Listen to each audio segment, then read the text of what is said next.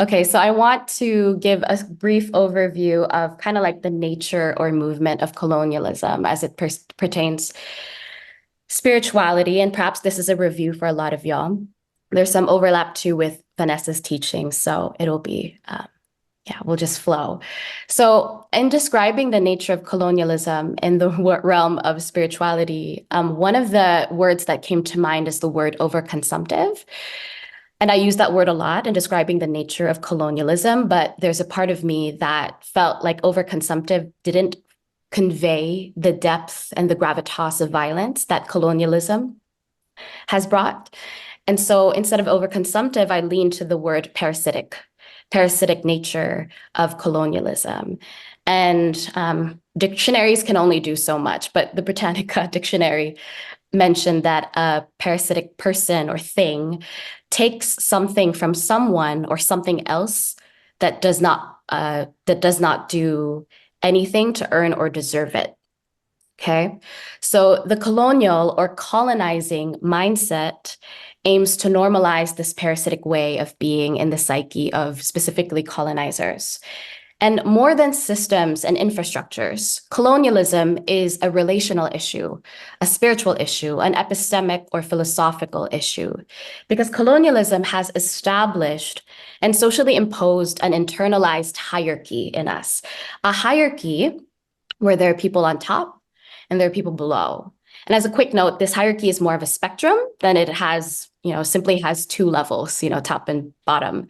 It's like a ladder of dignity, of supremacy, where the people on top, which are white Westerners in the global North or Westerners in the global North, belong to this standard category that reflect what it means to be truly human, which gives them the right to take, privatize, extract, distort, and destroy resources and practices and land that do not belong to them.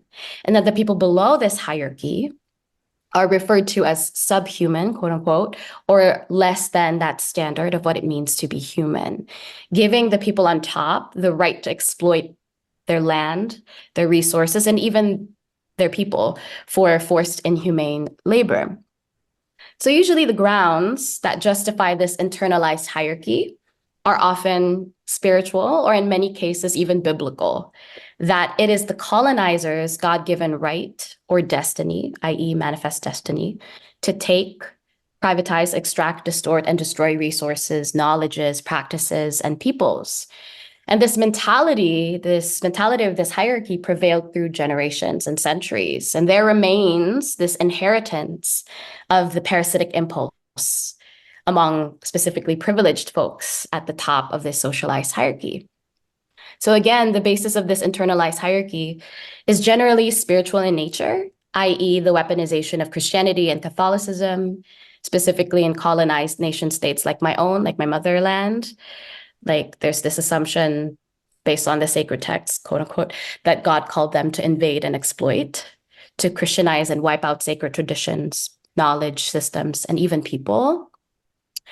And the critical and profoundly sorrowful part about all this is that human beings with body, mind, spirit, we are meant to be spiritual. We are meant to nurture our spirit. We are wired to connect with divinity, to satiate our curiosity for meaning and for worlds beyond ourselves. And what's devastating is that colonialism knows about this collective desire and curiosity towards the spiritual, and in a way, took advantage of it, weaponized it for profit and social power, thus creating and maintaining the parasitic impulses based on the colonial hierarchy. This then damages our relationship with the divine within ourselves and beyond ourselves, with the land, our relationship with the land. And again, it is devastating to confront this insidious, even wicked part of colonialism and how it takes advantage of our vulnerable desire and innate openness to find the divine, to find meaning, to meet the divine, to open one's heart to hope for more in this world. So post-capitalist philanthropy puts it this way, and I'm going to put the quote here. This is also a really good resource. Capitalism, which is a pillar of colonialism, is not simply a system of market exchange. It is a system that measures and reduces the value of life, including human labor, living ecosystems, relationships, and life force via a crude system of transactional monetary exchange.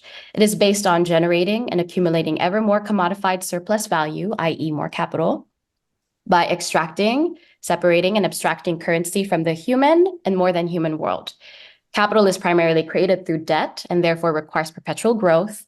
Capitalism is a self-terminating algorithm based on socializing costs to the many while privatizing gains for the few.